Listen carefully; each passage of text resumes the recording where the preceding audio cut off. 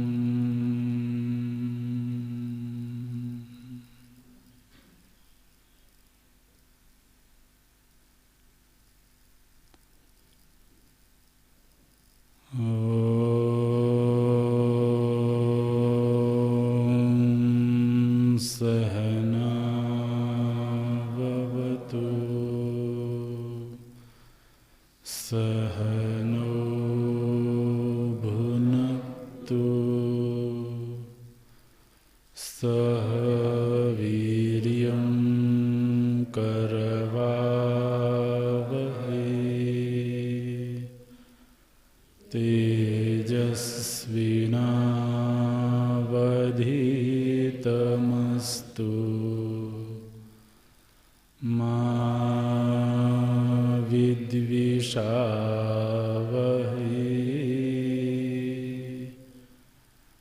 ॐ शान्तिः शान्तिः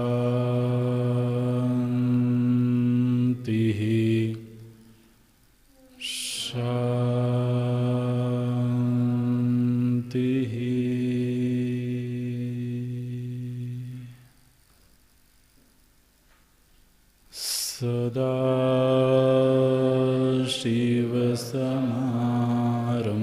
सदाशिवसमारम्भाम् शङ्कराचार्यमध्यमाम् अस्मदाचार्यपर्यन्ताम् वन्दे गुरुपरम्पराम्।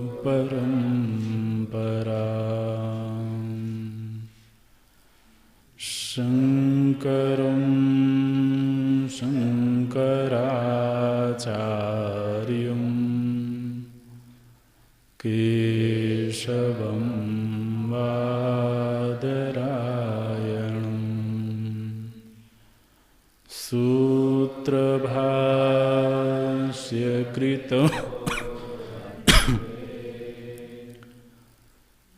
भगवन्तौ पुनः पुनः भगवन्तौ पुनः पुनः।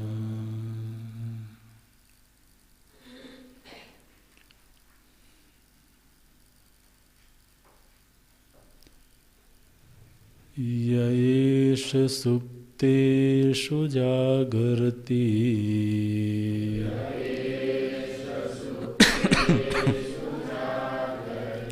कामं कामं पुरुषो निर्मिमाणः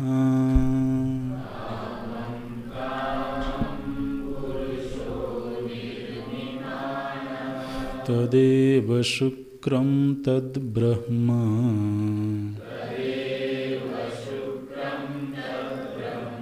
तदेवामृतमुच्यते।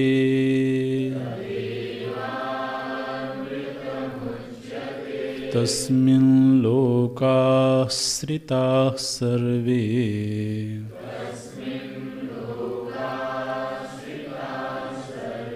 तदुनात्येति कश्चन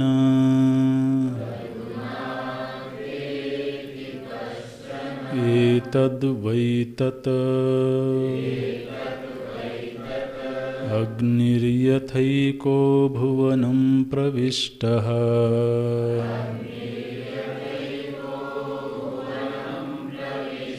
रूपं रूपं प्रतिरूपो बभूव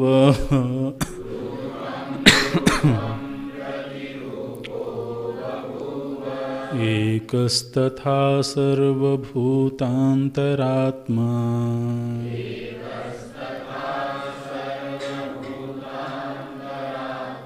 रूपं रूपं प्रतिरूपो बहिश्च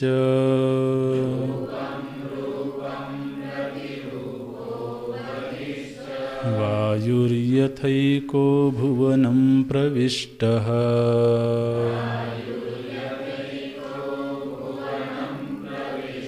रूपं रूपं प्रतिरूपो बभूव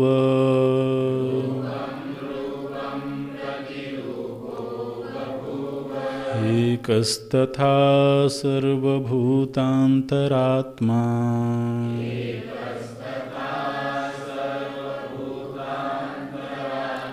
रूपं रूपं प्रतिरूपो बहिश्च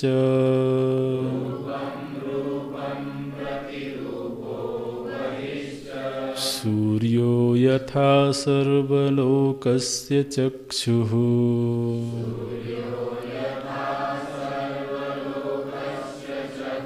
न लिप्यते चाक्षुषैर्बाह्यदोषैः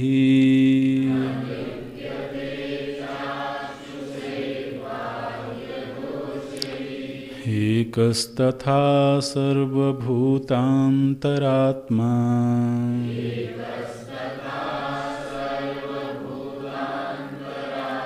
न लिप्यते लोकदुःखेन बाह्यः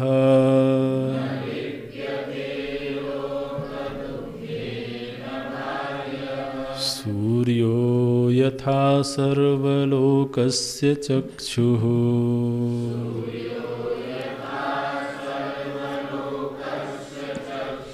न लिप्यते चाक्षुषैर्बाह्यदोषैः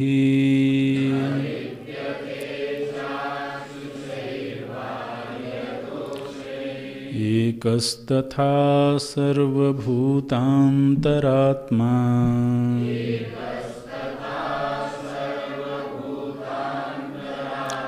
न लिप्यते लोकदुःखेन बाह्यः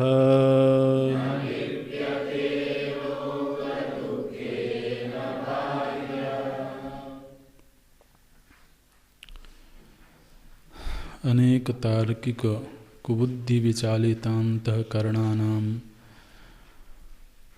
प्रमाणोपपन्नम् अपि आत्मैकत्वविज्ञानम् असकृत् उच्यमानं ऋजुबुद्धीनां ब्राह्मणानां चेतसि न धीयते इति तत्प्रतिपादन आदरवती बुद्धिः आदरवती पुनः पुनः आह श्रुतिः। अग्निः यथा एक एव प्रकाशात्मा सन् भुवनं भवन्ति अस्मिन् भूतानि इति भुवनमयं लोकः तम् इमं प्रविष्टः अनुप्रविष्टः रूपं रूपं प्रति दार्वादि दाह्यभेदं प्रति इत्यर्थः। प्रतिरूपः तत्र तत्र प्रतिरूपवान् दाह्यभेदेन बहुविधो बभूव। एक एव तथा सर्वभूतान्तरात्मा सर्वेषां भूतानामभ्यन्तर आत्मा अतिसूक्ष्मत्वाद्दार्वादिषु एव दार्वादिषु इव सर्वदेहं प्रति प्रविष्टत्वात् प्रतिरूपो बभूव बहिश्च स्वेन अविकृतेन रूपेण आकाशवत्। तथान्यो दृष्टान्तः वायुर्यथैक इत्यादि प्राणात्मना देहेष्वनुप्रविष्टो रूपं रूपं प्रतिरूपो बभूवेति समानम्।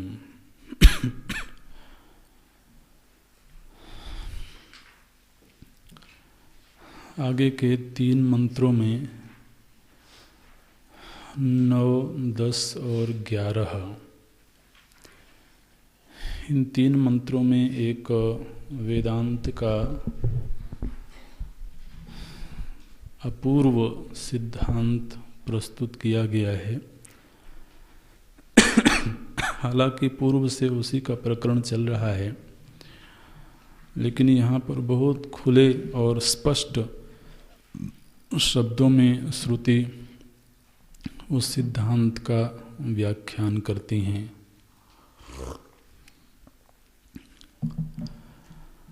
दार्शनिक जगत में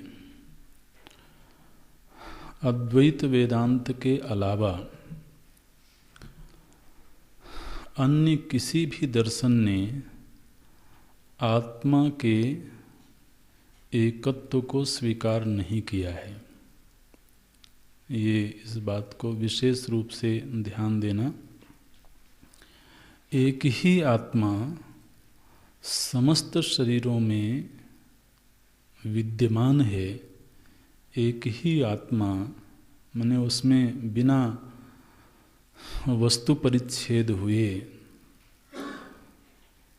सर्व जगत में व्याप्त है, सर्व जगत का अधिष्ठान है। समस्त प्राणियों में एक ही आत्म वस्तु विद्यमान है। ये निर्णय केवल और केवल अद्वैत वेदांत का है। यहाँ तक कि अद्वैत वेदांत के अलावा अन्य भी जो वेदांत की शाखाएं हैं, उन्होंने भी आत्मा को एक नहीं माना। तो अब बहुत बड़ा दार्शनिक जगत है जो आत्मा के अनेकत्व को, माने प्रतिदेह में भिन्न भिन्न आत्म वस्तु है, वस्तु भेद है, ये सभी दार्शनिकों ने स्वीकार किया। तो ये जो एक इतना बड़ा विभाग दिखाई देता है, एक तरफ वेदांत खड़ा है और दूसरी तरफ बाकी सारे दर्शन खड़े हैं, तो इसमें मुख्य हेतु क्या है? तो ये विशेष रूप से ये बात ध्यान में रखना, अद्वैत वेदांत इस विषय के निर्णय में श्रुति को आगे रखता है, अपनी अनुभूति और तर्क को श्रुति के बाद रखता है। अद्वैत वेदांत के अलावा जितने दर्शन हैं, प्रायः वो तर्क और अनुभव को आगे रखते हैं, श्रुति के विचार को पीछे रखते हैं। तो प्रमाण के संदर्भ में एक जो इतना बड़ा फर्क दिखाई देता है, अंतर दिखाई देता है, इसी अंतर का परिणाम है ये सैद्धांतिक भेद। माने ये तो आज के दिन हमारा अनुभव है कि हर देह में आत्मा अलग है, लेकिन क्या ये अनुभव को हम प्रमाण मान सकते हैं? तर्क से भी अगर पुष्ट किया जाए, सिद्ध किया जाए, तो आत्मा की अनेकता की सिद्धि होती है। और जो जिन दार्शनिकों ने अनेकत्व माना, वो कोई निरे नासमझ लोग नहीं हैं, बहुत उच्च कोटि के दार्शनिक हैं, बहुत उच्च कोटि का चिंतन है उनका।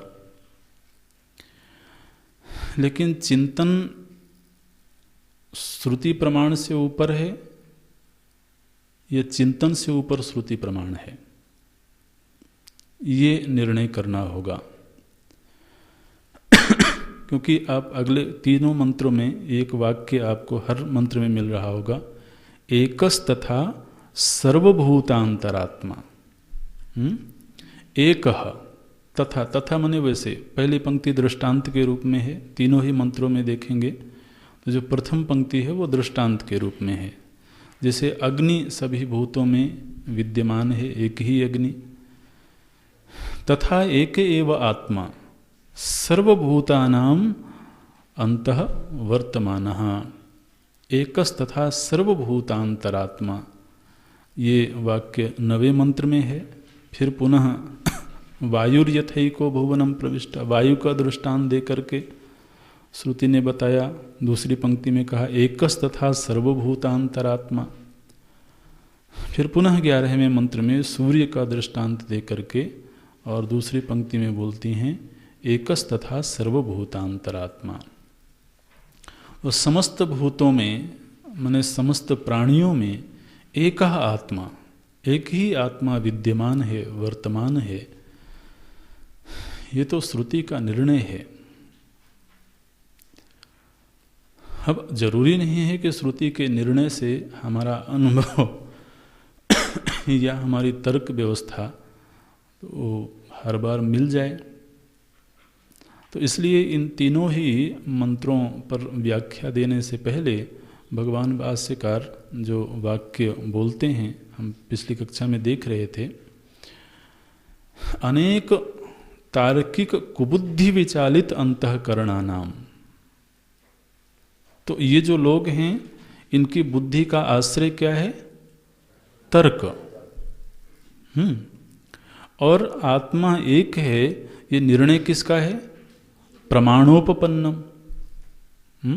प्रमाण से उपपन्न अपि एक आत्मैकत्व विज्ञानम।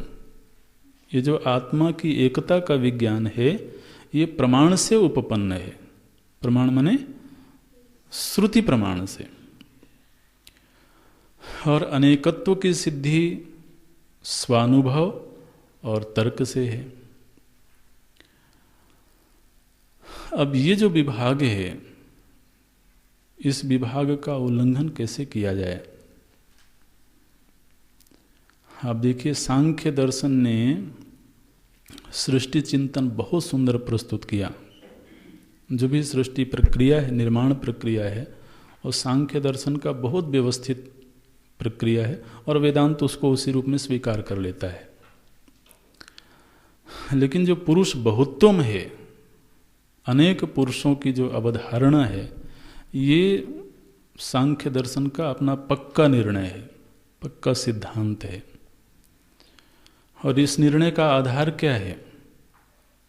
तर्क, विचार और स्वानुभव। श्रुति का सिद्धांत अलग है। तो मने वैदिक होने के बावजूद, ये कोई अवैदिक दार्शनिक नहीं है, वैदिक दार्शनिक है, आस्तिक दर्शन है। वैदिक होने के बावजूद हम तर्क को प्रथम स्थान पर रखते हैं या श्रुति को प्रथम स्थान पर रखते हैं? देखिए, इस पर थोड़ा सा टीकाकार और टिप्पणी में भी बहुत सुंदर इसका विवरण दिया गया। क्योंकि जब हम लोग अपना अनुभव देखते हैं तो अनेकत्व का सिद्धांत हमको बड़ा सहज मालूम पड़ता है, सहज स्वीकार करता हुआ मालूम पड़ता है। तो इसलिए बुद्धि उसको जल्दी से स्वीकार कर लेती है। पहले टीका देखेंगे। बोलते हैं, जन्म मरण करणानाम प्रति नियमात् अयुगपत प्रवृत्तेश्च पुरुष बहुत्वम सिद्धम।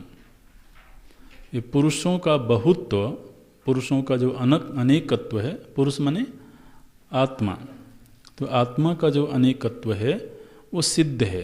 कैसे सिद्ध है? किस हेतु से सिद्ध किया कि पुरुष अनेक हैं? तो पहला हेतु दिया गया, जन्म मरण करणानाम प्रति नियमात। तो एक समय एक का जन्म हो रहा है, दूसरे का मरण हो रहा है, और तीसरे का जन्म हो रहा है, चौथे का मरण हो रहा है। तो जन्म और मृत्यु की घटना हर शरीर में पृथक पृथक दिख रही है। तो निश्चित रूप से आत्मा का भेद होना चाहिए। अगर एक के जन्म से एक ही आत्मा होती तो सभी का एक साथ ही जन्म होवे, और एक ही आत्मा हो जब मृत्यु हो तो सभी की एक साथ मृत्यु होवे। लेकिन ये प्रति प्राणी भेदात, ये हर प्राणी में पृथक पृथक दिख रहा है। अयुगपत प्रवृत्तिश्च, और जो प्रवृत्ति हो रही है, एक व्यक्ति देख रहा है तो दूसरा सुन रहा है, तो हर प्राणी की प्रवृत्ति अलग अलग हो रही है।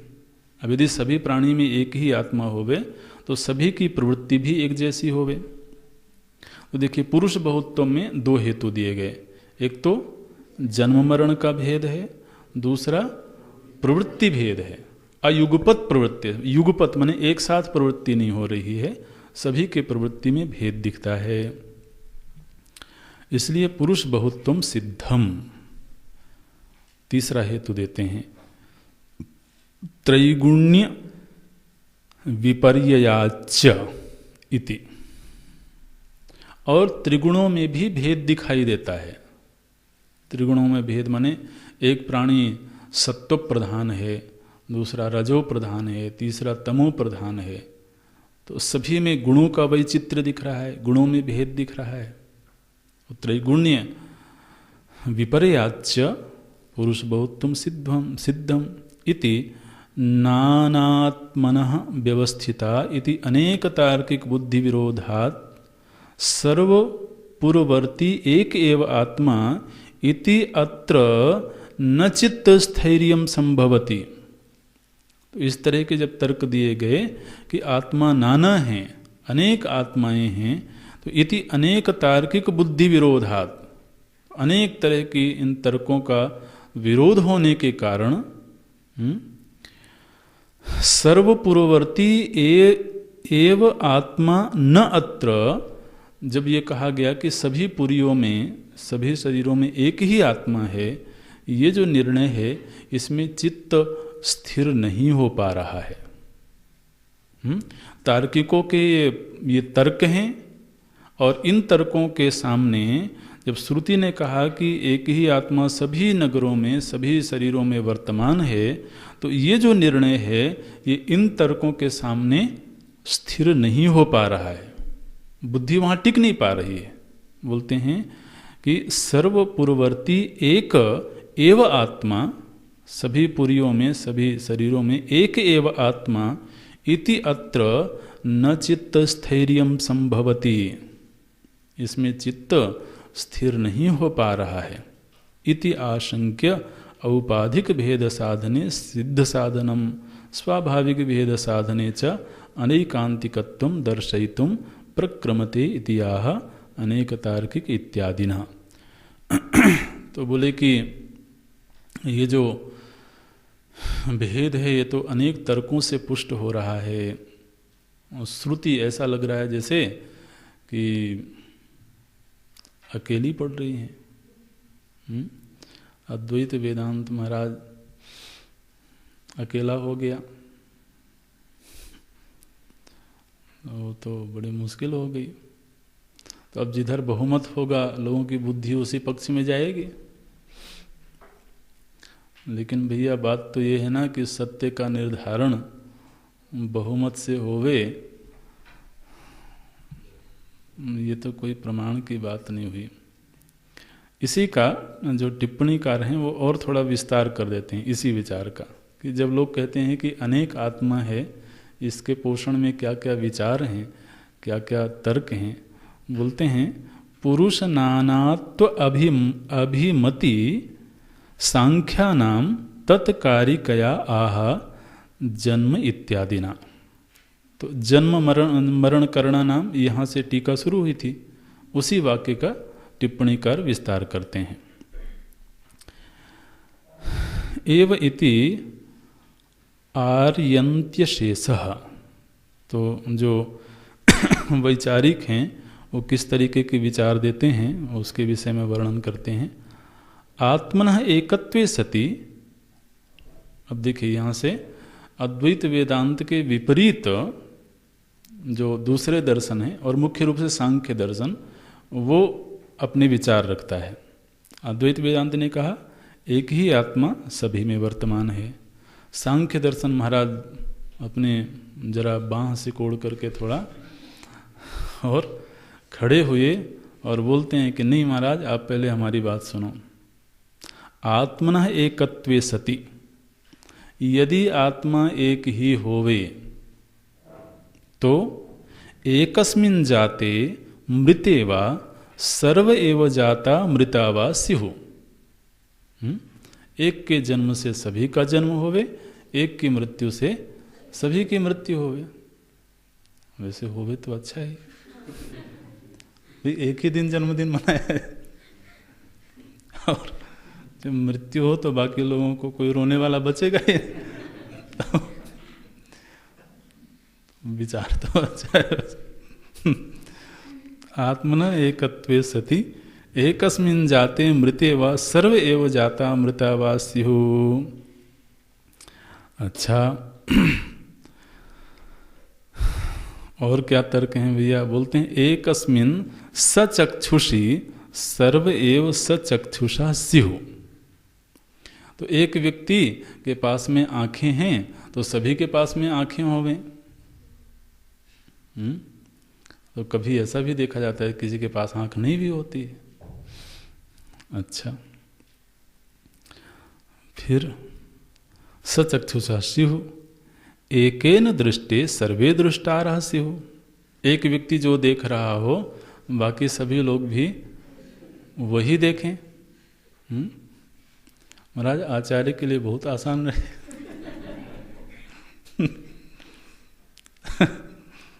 बोलते हैं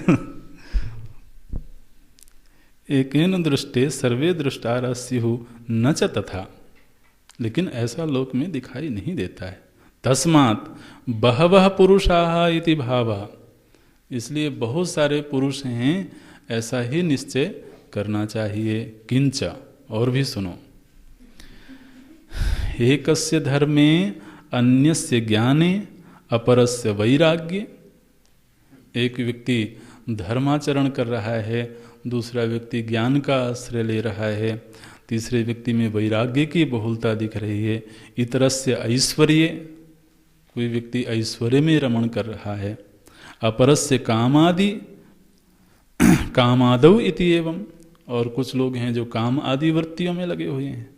एवं प्रवृत्ति भेदात अपि आत्मनानात्वम।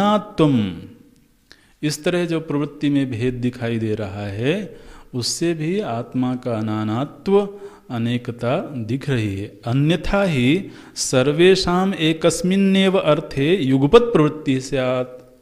अब यदि आत्मा अनेक नहीं होती तो एक धर्माचरण करता तो सभी धर्माचरण करते, एक ज्ञान का आश्रय लेता सभी ज्ञान के आश्रय लेते। लेकिन एवं न भवति। अन्यथा ही सर्वेषाम एकस्मिन्नेव अर्थे युगपत प्रवृत्ति स्यात्। सभी के एक साथ ही प्रवृत्ति होती। ये तो बड़ी सरल संस्कृत है, आपको कठिन हो रही, बिल्कुल हिंदी जैसी है। युगपत प्रवृत्ति स्यात् किंच, और सुनो, त्रैगुण्य विपर्याच्च एव। और त्रिगुणों में भी भेद दिखाई देता है। क्या भेद दिखाई देता है महाराज? एवकारो भिन्न क्रमः सिद्धम इति अस्य अंतरम दृष्टव्यः। तो ये हम अंतर आपको दिखा रहे हैं। क्या अंतर है? त्रयो गुणास्त्रैगुण्यम। ये तीन गुण होते हैं, इनको त्रिगुण बोलते हैं। तस्य विपर्ययः परिणाम भेदः।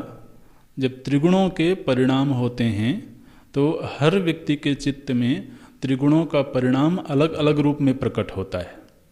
कैसे अलग अलग रूप में? क्वचित सुखमेव, क्वचित दुखमेव। कोई तुम्हारा सुख में ही जी रहा है, कोई दुख में ही जी रहा है। क्वचित मोह एव इति, और कोई मोह में पड़ा हुआ है। तो तीनों गुणों के अलग अलग भेद। सत्व गुण जो होता है वो सुख का हेतु बनता है, रजोगुण दुख का हेतु बनता है, तमोगुण मोह का हेतु बनता है। तो इसलिए त्रिगुण का विपर्यय भी दिखाई देता है। क्वचित दुख में व क्वचित मोह एव इति एवं विधा। तस्मात्, चूंकि इस तरह से भेद दिख रहा है इसलिए आत्मा में अनेकता दिख रही। यद्वा, त्रैगुण्य विपर्यय का एक और प्रयोजन होता है। त्रैगुण्येन विपर्ययः भेदः। त्रिगुणों में विपर्यय किस तरह से होता है? बोले सात्विक राजस तामसानाम पुरुषाणाम तस्मात्। तो कोई पुरुष सत्व गुण प्रधान दिख रहा है, कोई रजोगुण प्रधान दिख रहा है, तो इसलिए गुणों में भी भेद दिख रहा है, गुणों के परिणाम में भी भेद दिख रहा है। ये सुख, दुख और मोह, ये तीनों गुणों के परिणाम हैं। और सत्व, रजतम, ये तीनों गुण हैं। तो गुणों में भी वैपर्य है और उनके भेद में भी वो भेद दिख रहा है। एकत्वे ही, अगर तो एक ही आत्मा होती, सर्वे सुखिनो दुखिनो वा स्युः, तो सभी लोग एक साथ ही सुखी हो जाते, सभी लोग एक साथ दुखी हो जाते। एवं इस तरह से त्रैगुण्य भेदेन, त्रैगुण्य भेद का एक और परिणाम बताते हैं। नीच उत्तम मध्यम व्यवस्थापि न स्यात्। और फिर कोई निम्न योनि में है, कोई उच्च योनि में है, कोई मध्यम योनि में है, ये भेद भी नहीं होता। ये भेद भी त्रिगुणों के भेद से ही दिखाई रहा है, इसलिए ये भेद भी नहीं होता। इसलिए महाराज निर्णय क्या हुआ? पुरुष बहुत्तम, पुरुष तो अनेक ही हैं। तो अब आप तो अद्वैत वेदांत के साधक हैं, अब इन प्रश्नों का उत्तर दीजिए। और सांख्य दर्शन ने तो अपना निर्णय दे दिया, आप क्या उत्तर देंगे? आप ये उत्तर देंगे कि जो भेद दिख रहा है ये अंतःकरणों के भेद से आत्मा में भेद दिख रहा है। यही उत्तर देंगे ना, कि और कुछ देंगे? और कोई देने वाला हो तो बोल दो भाई। उपाधि भेद से आत्मा में भेद दिख रहा है। सांख्य दार्शनिकों के सामने वेदांती ने उत्तर दिया, बोलते हैं मैं बताता हूँ।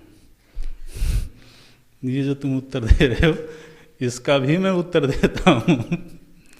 देखिए बोलते हैं न च अंतःकरण भेदात् तथा इति।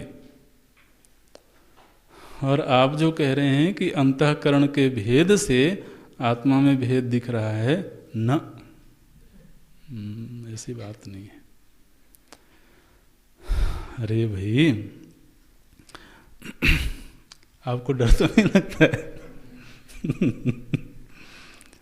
ठीक है, विचार तो होना चाहिए ना। न च अंतःकरण भेदात् तथा इति वाच्यम अंतःकरण भेदे।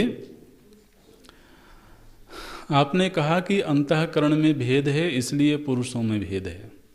हमारा ये कहना है पुरुषों में भेद है इसलिए अंतःकरण में भेद है। पुरुष अनेक हैं इसलिए सभी के अंतःकरण अलग अलग हैं। भाई आप कहोगे कि उस अनेक शरीर हैं इसलिए अनेक जीव हैं। अरे जीव को शरीर मिला ना, शरीर ने थोड़ी जबरदस्ती जीव को पकड़ा। तो इसलिए अंतःकरण के भेद से आप आत्मा का भेद कर रहे हो, नहीं, ये बात नहीं है। क्या बोलते हैं? पुरुष भेदस्यैव बीजत्वात्। अंतःकरण भेदे, अंतःकरण में जो भेद है उसका बीज क्या है? उसका बीज है पुरुष भेदः। चूंकि पुरुष में भेद है इसलिए अंतःकरणों में भेद है। बीजत्वात् अन्यथा तद्भेदस्य अप्रमाणकत्वात् इति सांख्य वचनार्थः। ये सांख्य दर्शन का निर्णय है कि पुरुषों में भेद होने से ही अंतःकरणों में भेद है, अंतःकरणों में अनेकता है। पुरुषों की अनेकता से ही अंतःकरणों में अनेकता है। अन्यथा यदि पुरुष अनेक नहीं होवें तो अंतःकरण की अनेकता में कोई प्रमाण नहीं है। क्या बोला गया? तद्भेदस्य अप्रमाणकत्वात् इति। अन्यथा, अन्यथा माने पुरुष भेद रूपी बीज नहीं होवे, पुरुष भेदस्यैव बीजत्वात्, ये हेतु है। अंतःकरण भेद क्यों हुआ? क्योंकि पुरुषों में भेद है। अन्यथा, अन्यथा माने अगर पुरुष भेद नहीं होता तो तद्भेदस्य, तद्भेदस्य माने अंतःकरण भेदस्य अप्रमाणकत्वात्, कोई प्रमाण नहीं होता अंतःकरणों के भेद में। इति सांख्य वचनार्थः। तो भैया हमने सांख्य का विचार आप लोगों के सामने रख दिया है, अब आप उत्तर देना। तो इस पृष्ठभूमि में तो हम चलते हैं अगले मंत्र में। श्रुति क्या बोलती हैं, अग्निर्यथा एको भुवनम प्रविष्टः। आप मंत्र देखना, बोलते हैं एकः अग्नि, एक ही अग्नि, यथा भुवनम प्रविष्टः, एक ही अग्नि तत्व जैसे अनेक भुवनों में, अनेक वस्तुओं में प्रविष्ट है और नाना रूप धारण कर लेती है। ये जो सृष्टि में रूप दिख रहा है ना, रूप का हेतु अग्नि तत्व है। ये ध्यान देना है इसको। हालांकि पहले भी विचार तो हुआ है, लेकिन वो विस्मरण हो जाता है।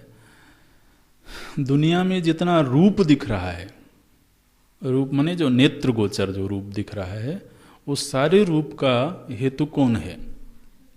अग्नि। रूप अग्नि का ही गुण है ना। तो जहां जहां रूप है, इसका मतलब है कि वहां अग्नि है। जिस तरह से जहां जहां गंध है, वहां वहां पृथ्वी तत्व है। ठीक इसी तरह से जहां जहां पर रूप की उपलब्धि हो रही है, वहां अग्नि तत्व है। तो अग्नि तो समस्त भूतों में वर्तमान है, तो उसके अनेक रूप हो गए। अनेक रूप धारण करने के बावजूद अग्नि तत्व एक ही है, ये बोलते हैं। अग्निर्यथा एकः भुवनम प्रविष्टः रूपम रूपम प्रतिरूपो बभूव। अनेक रूप धारण कर लेने पर भी एकः एव अग्नि ही, वो एकः पीछे से जुड़ा रहेगा। प्रतिरूपम बभूव, अनेक रूप धारण कर लिया उसने, लेकिन वो अपनी स्वरूप की दृष्टि से एक ही तत्व है। ठीक ऐसे ही तथा एकः सर्वभूतांतरात्मा, इसी तरह से एक ही आत्मा समस्त भूतों में वर्तमान होकर के भी अनेक रूपों में उपलब्ध हो रहा है। रूपम रूपम प्रतिरूपः, अनेक रूपों में उपलब्ध हो रहा है और अनेक रूपों से परे भी है। बहिश्च, उन्हें जो अनेक रूपों में उपलब्ध हो रहा है तब भी वो एक ही आत्मा है, और अनेक रूपों से परे भी, निरुपाधिक भी वह आत्म तत्व है। तो ये अग्नि का दृष्टांत दे करके श्रुति एकत्व का पोषण करती हैं। भगवान भाष्यकार बोलते हैं अग्नि ही यथा एक एव, एक ही अग्नि तत्व। तो अग्नि का स्वरूप क्या है? बोलते हैं प्रकाशात्मा सन्न, प्रकाशमान हो करके। और रूप तो तभी महाराज प्रकट होवे जबकि वहाँ अग्नि तत्व वर्तमान हो। तो मानो कि अग्नि ने तो वस्तुओं को प्रकाशित कर दिया, उनको रूप प्रदान कर दिया। अब आप सोचिए कि जल तत्व है। अब यदि जल तत्व में अग्नि ना होवे तो जल नेत्र गोचर नहीं होगा। जल को मानो कि नेत्र के सामने किसने प्रकाशित किया? अग्नि ने। आकाश में चूंकि अग्नि तत्व, इसलिए आकाश नेत्र गोचर नहीं। तो पृथ्वी में अग्नि तत्व है, इसलिए जितने भी ये स्थूल वस्तुएं हैं ये सब पृथ्वी है। तो पृथ्वी को प्रकाशित किसने किया? जब अग्नि उससे मिली, क्योंकि अग्नि ने पृथ्वी को रूप प्रदान किया। रूप पृथ्वी का अपना गुण नहीं है, ना आकाश का गुण है, ना वायु का गुण है, न जल का गुण है, और न पृथ्वी का अपना गुण है। तो जिस द्रव्य को भी रूप प्राप्त हुआ वो अग्नि की वजह से प्राप्त हुआ। तो मानो कि उस वस्तु को, पृथ्वी को अग्नि ने प्रकाशित कर दिया रूप प्रदान करके। तो बोलते हैं प्रकाशात्मा सन्न भुवनम। श्रुति ने कहा भुवनम प्रविष्टः। भुवनम का अर्थ करते हैं भवन्ति अस्मिन् भूतानि इति भुवनमयम लोकः। भुवन का अर्थ क्या होता है? जहाँ पर प्राणी उत्पन्न होते हैं उसको भुवन बोलते हैं। भवन्ति अस्मिन् भूतानि, जहाँ पर भूत समुदाय माने प्राणी समुदाय उत्पन्न होते हैं उसको भुवन बोलते हैं। तो भुवनमयः लोकः, ये जो भुवन, अनेक भुवन हैं, अनेक लोक हैं, उन सभी लोकों में ये जो प्रकाशात्मा अग्नि है ये प्रविष्ट हो गई। और प्रविष्ट होकर के क्या करी, बोले तम इमं प्रविष्टः अनुप्रविष्टः, समस्त लोकों में अग्नि का प्रवेश हो गया। और अग्नि में जब प्रवेश हुआ तो फिर अनेक रूप प्रकट हो गए। रूपम रूपम प्रति दारवादि दाह्य भेदम प्रति, दारु आदि, दारु माने लकड़ी तो वो लकड़ी में प्रकट हो जाती है अग्नि, इसलिए वहाँ अग्नि का होना मालूम पड़ता है। सच्चाई ये है कि अग्नि हर वहाँ जगह उपलब्ध है जहाँ रूप की प्रतीति हो रही है। इसलिए रूपम रूपम प्रति दारवादि दाह्य भेदम प्रति इत्यर्थः। तो लकड़ी आदि के भेद से अग्नि में भेद मालूम पड़ता है। और जैसे जब अग्नि जलाई गई, माने अग्नि को जब प्रज्वलित कर दिया गया, तो किसी अग्नि में तो पीला वर्ण है, किसी में नील वर्ण है, इस तरीके, तो अग्नि में भी भेद मालूम पड़ता है। तो श्रुति में तो आया कि उसकी 7 जिह्वाएं होती हैं, अग्नि की 7 जिह्वा होती है, 7 वर्ण होते हैं उसके। तो अग्नि में भी भेद मालूम पड़ता है एक ही अग्नि समस्त भूतों में वर्तमान। लेकिन आप जैसे जब गैस में जलाते हैं तो वहाँ भी अग्नि है, वो नील वर्ण होता है। आप लकड़ी में जलाएंगे तो उसमें पीत वर्ण होगा, इस तरह से। और श्रुति ने कहा काली कराली च मनोज वाचा सुलोहिताया च सुधूम्र वर्णा। ये सब उनके 7 जिह्वाओं के अलग अलग नाम रखे श्रुति ने ऐसे।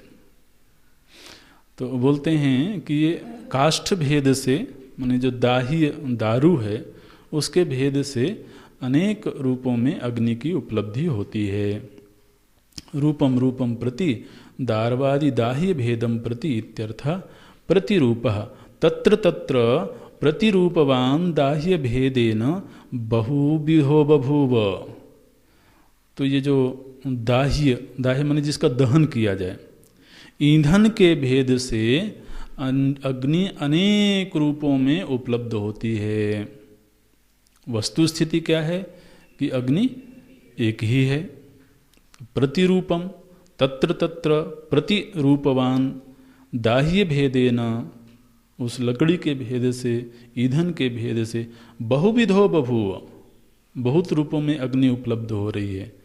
लेकिन तत्व दृष्टि से देखा जाए तो अग्नि में अनेकता नहीं है, वो एक ही तत्व है। ठीक ऐसे ही एक एव तथा सर्वभूतांतरात्मा, ठीक इसी तरह से एक ही जो आत्म तत्व है जो समस्त भूतों में वर्तमान है, सर्वेषां भूतानाम आभ्यंतरः, सभी भूतों के अंतरंग प्रत्येक आत्मा के रूप में विद्यमान है, किंतु अति सूक्ष्मत्वात्,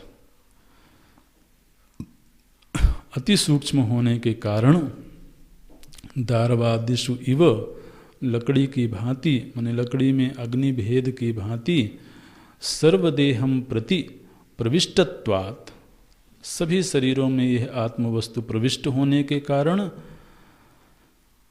प्रतिरूपो बभूव, अनेक शरीरों में ये आत्मदेव प्रविष्ट हैं। इसलिए शरीर भेद के कारण ये सब अनेक आत्माओं के रूप में उपलब्ध हो रहा है। सत्य क्या है कि वो एक ही आत्मा है। फिर श्रुति ने कहा बहिश्च, माने शरीरों में जब वो वर्तमान है, इस वाक्य को समझना, जब वो सभी शरीरों में प्रविष्ट है तब वो अनेक दिख रहा है। और रूपम रूपम प्रति रूपो बभूव, ये स्थिति कब बनी? जब प्रतिदेहम प्रति, अनेक देहों के संदर्भ में। लेकिन जब अनेक देहों का संदर्भ नहीं होवे, माने इन शरीरों से बाहर निकल के, माने थोड़ी देर के लिए अपनी चित्त वृत्ति को प्राणी शरीरों से उपराम कर लिया जाए, बाहर कर लिया जाए, तब क्या होगा? बोलते हैं बहिश्च स्वेन अविकृतेन रूपेण आकाशवत। और जिस समय पर इन शरीरों का संदर्भ नहीं होवे, इनसे बाहर अगर दृष्टि ले जाई जाए तो वो आकाशवत एक ही तत्व है। उस समस्त शरीरों में प्रविष्ट होकर के अनेक होता हुआ सा मालूम पड़ता है, लेकिन वस्तुतः अनेक हुआ नहीं है। इसके लिए अग्नि का दृष्टांत दिया गया। फिर अगले मंत्र में वायु का दृष्टांत देते हैं, तथा अन्य दृष्टांतः। और इसी तरह से एक अन्य दृष्टांत भी है। क्या है? वायुर्यथैकः इत्यादि। तो इससे वायु है, इसकी पूरी मंत्र की व्याख्या नहीं करते हैं, क्योंकि इसमें केवल दृष्टांत का ही भेद हुआ है, बाकी सारे शब्द वही हैं जो पूर्व के मंत्र में थे। तो बोलते हैं प्राणात्मना देहेषु अनुप्रविष्टः। प्राणात्मा बन करके जो वायु तत्व है ये अनुप्रविष्ट है, और इसलिए अनेक शरीरों में अनेक प्राणों के रूप में ये उपलब्ध हो रहा है, लेकिन वस्तुतः अनेक है नहीं। प्राणात्मना देहेषु अनुप्रविष्टः रूपम रूपम प्रतिरूपो बभूव इति समानम। समानम माने पूर्व के मंत्र की जैसी व्याख्या हुई है उसी रूप में समझ लेना चाहिए। तो अब प्राण में तो श्रुति ने कहा वायु, भगवान भाष्यकार अर्थ करते हैं प्राण। तो अब वायु का अर्थ अगर सीधे वायु लिया जाए तो उस दृष्टि से भी भेद नहीं मालूम पड़ेगा, क्योंकि जैसे यहाँ पर हर शरीरों में जो श्वास चल रही है, श्वास प्रश्वास के रूप में जो वायु चल रही है, तो ऐसा लगता है कि हर शरीर में प्राण वायु अलग अलग है। लेकिन वायु दृष्टि से अगर देखा जाए तो इस पूरे वातावरण में एक ही वायु तत्व वर्तमान है। और शक्ति के रूप में देखा जाए तो शक्ति तत्व की दृष्टि से भी जो समष्टि शक्ति है वही समष्टि शक्ति व्यष्टि शक्ति में अलग अलग शरीरों में मालूम पड़ती है, लेकिन शक्ति तत्व भी एक ही है स्वरूप दृष्टि से। ठीक इसी तरह से आत्मा का वर्णन किया जाता है। अब यहाँ पर एक प्रश्न आया, तो भाष्य पढ़ते हैं एक बार, आप दोहराइएगा। एकस्य सर्वात्मत्वे संसार दुःखित्वं परस्यैव तद इति प्राप्तमतः इदमुच्यते। सूर्यो यथा चक्षुषः आलोकेन उपकारं कुर्वन्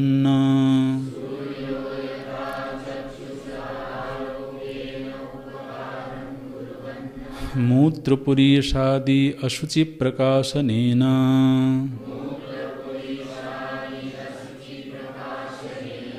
तद्दर्शिनः सर्वलोकस्य चक्षुरपि सन्न न लिप्यते चाक्षुषैः अशुच्यादिदर्शननिमित्तैः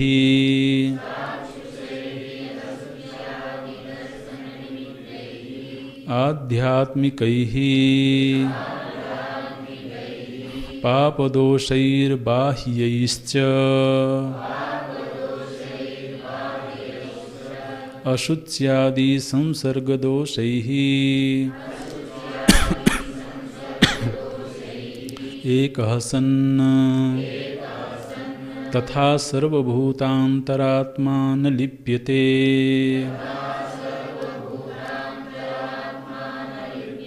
लोकदुःखेन बाह्यः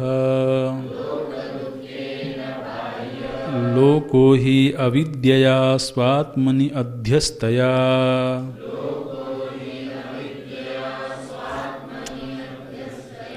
कामकर्मोद्भवं दुःखम् अनुभवति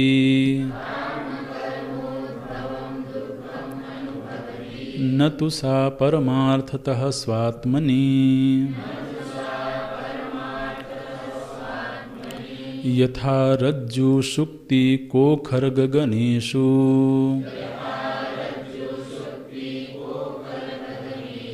सर्प रजत उदकमलानि न रज्ज्वादीनां स्वतो दोषरूपाणि सन्ति संसर्गिणी विपरीत बुद्धि अध्यास निमित्तात् दोषवद् विभाव्यन्ते।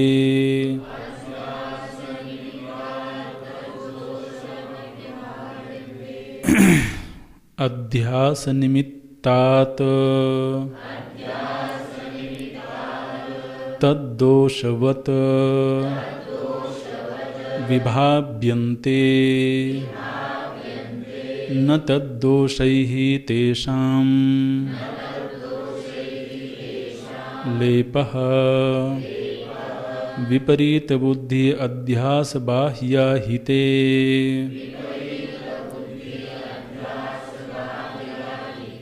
तथा आत्मनि सर्वो लोकः क्रियाकारक फलात्मकं विज्ञानम् सर्पादिस्थानीयं विपरीतम् अध्यस्य तन्निमित्तं जन्म मरणादि दुःखम् अनुभवति न तु आत्मा सर्वलोकात्मापि सन् विपरीत अध्यारोप निमित्तेन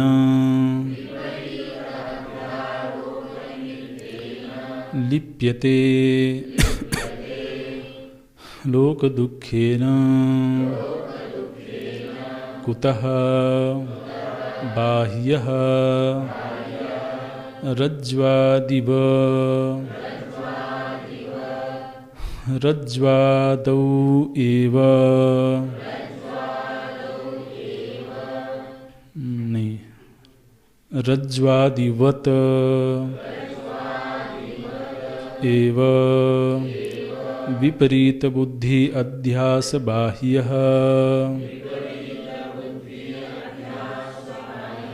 हि स इति।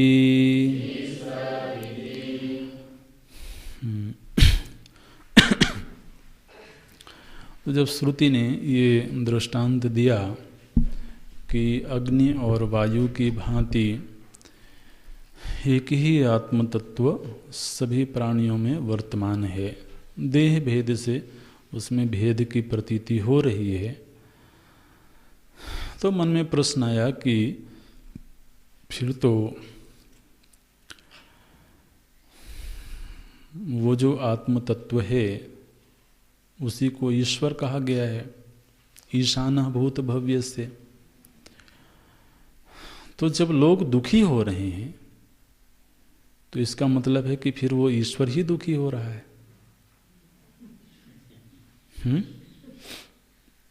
ये प्रश्न आता है। तो लोगों के दुखी होने से, चूंकि लोगों की आत्मा वो ईश्वर ही है, वो एक ही तत्व है, तो लोग दुखी हो रहे हैं, इसका मतलब वो ईश्वर ही दुखी हो रहा है। ये बोलते हैं एकस्य सर्वात्मत्वे, एक ही सर्वात्मा होने के कारण, सर्वात्मत्वे सति, यदि एक ही सर्वात्मा है तो संसार दुखित्वम परस्यैव, तो संसार का जो दुख है वो वास्तव में किसका दुख माना जाएगा? परस्यैव, पर का माने ईश्वर का, परमात्मा का, परस्यैव तद इति प्राप्त मतम इदम उच्यते। तद इदम प्राप्त मते, ऐसा मत प्राप्त होने पर इदम उच्यते, ऐसा मत जब प्राप्त हुआ, ऐसा निर्णय प्राप्त हुआ, तो इसका उत्तर देने के लिए श्रुति बोलती हैं। क्या बोलती हैं? बहुत सुंदर मंत्र है ये। बोलती हैं सूर्यो यथा सर्वलोकस्य चक्षुः। जैसे जो सूर्य देवता हैं, सूर्य देवता को एक उपाधि दी गई। सूर्य देवता क्या हैं?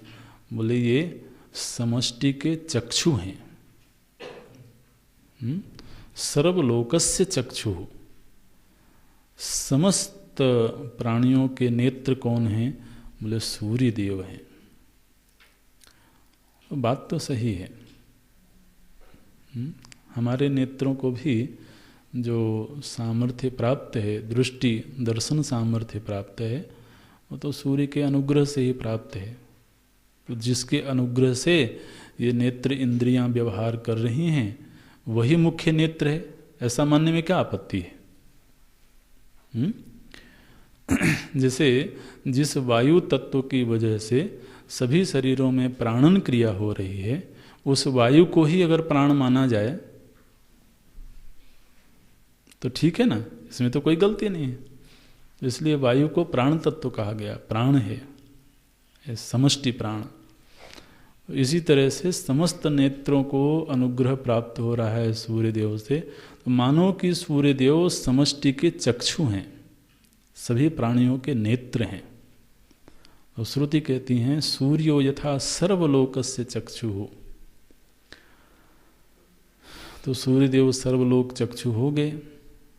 अब बोले दुनिया के लोग जब निकृष्ट चीज़ों का दर्शन करते हैं तो इन निकृष्ट चीज़ों के दर्शन से सूर्य रूपी नेत्र मलिन हो गया क्या?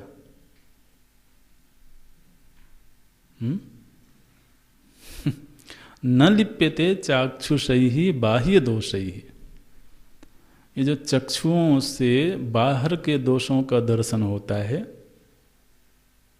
महाराज मन तो मलिन हो जाता है।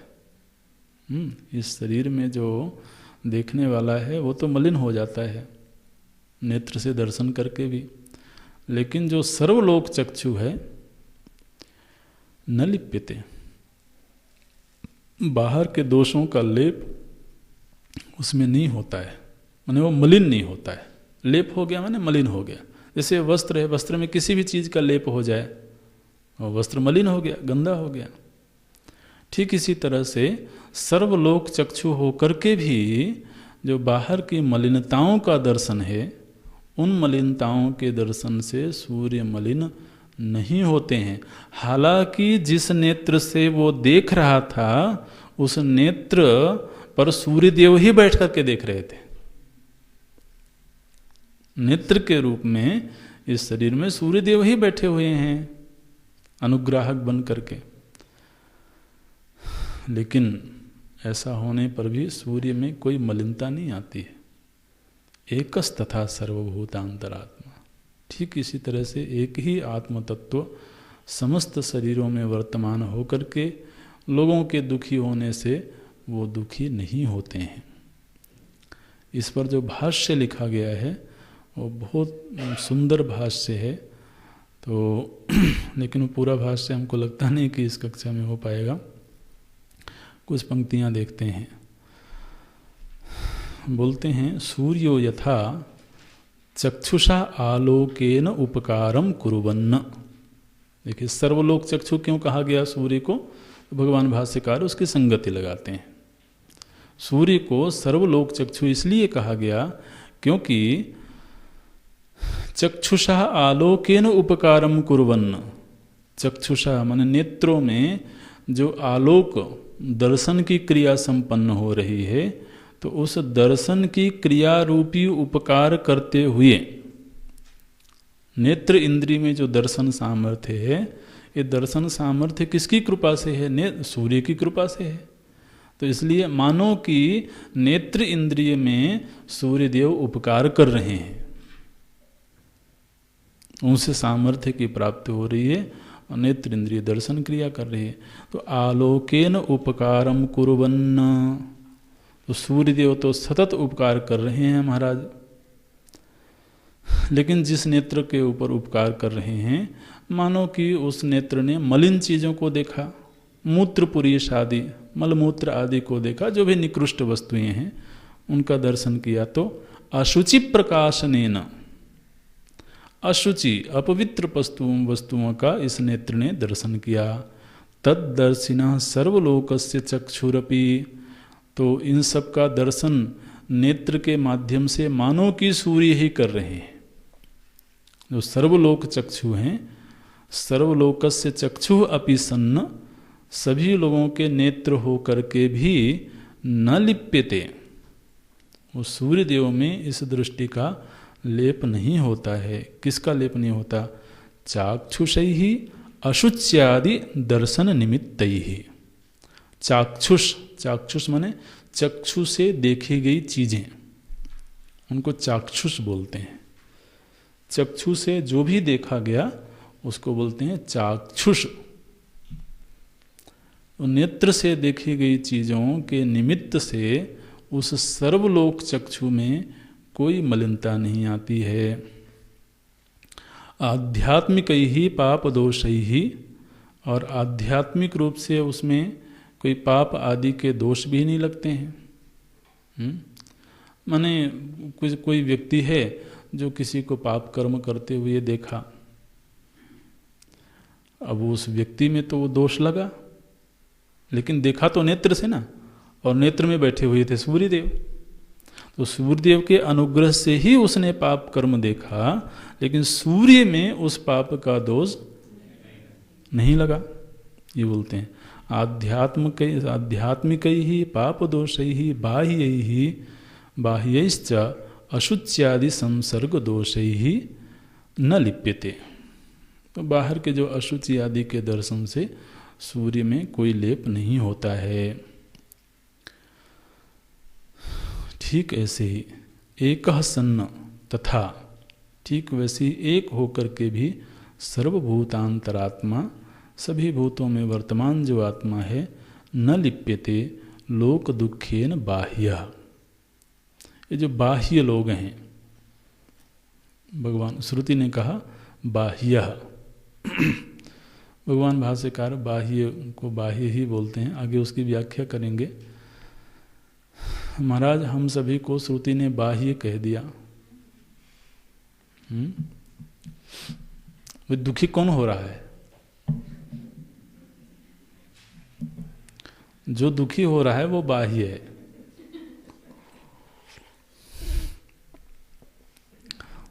लोक दुखे न बाह्य, वो तो स्वाभाविक है भाई। जो बहिर्मुखी है वो बाह्य है, जो अंतर्मुखी है वो भीतर है।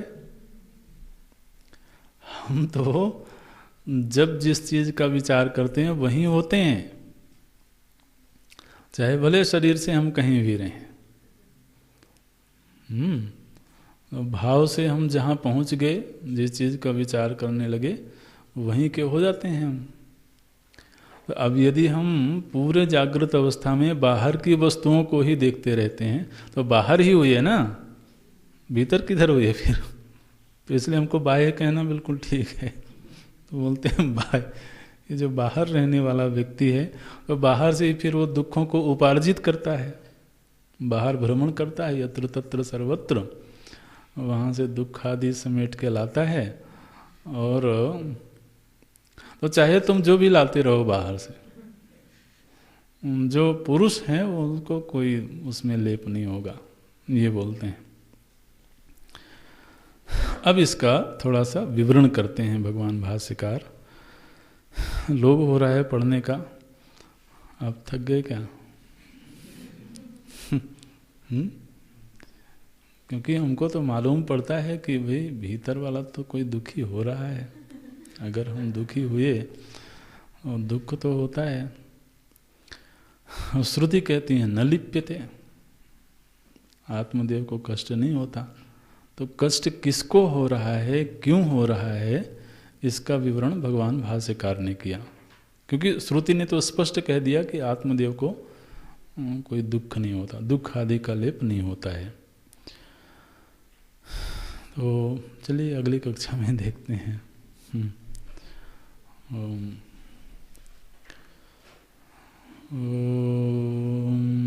पूर्णमदः पूर्णमिदं पूर्णात् पूर्णमुदच्यते पूर्णस्य पूर्णमादाय पूर्णमेवावशिष्यते। ओम शांति शांति शांति। हरि ओम।